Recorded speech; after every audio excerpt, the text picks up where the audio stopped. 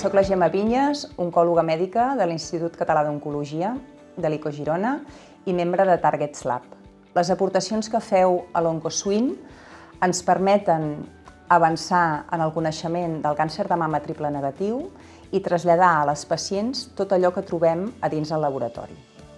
D'aquesta manera, en el futur podem trobar millors tractaments per a les pacients com la Maria, que han tingut un càncer de mama triple negatiu i s'ha beneficiat ja d'alguns avenços en els tractaments gràcies que alguns investigadors com nosaltres van iniciar aquest camí. No sé, Maria, si pots compartir amb nosaltres l'experiència que ha sigut rebre aquest tractament i tenir i superar un càncer de mama triple negatiu.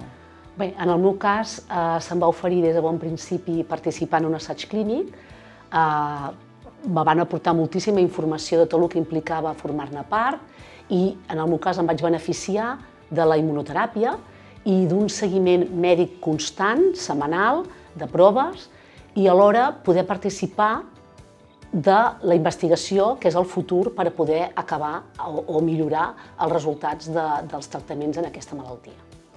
Què diries, tu perquè ho has viscut en primera persona, però què diries a les persones que potser no ho han viscut com tu tan de prop o no tenen ningú conegut perquè s'involucrin en l'ajuda a la recerca i en la investigació del càncer de mama?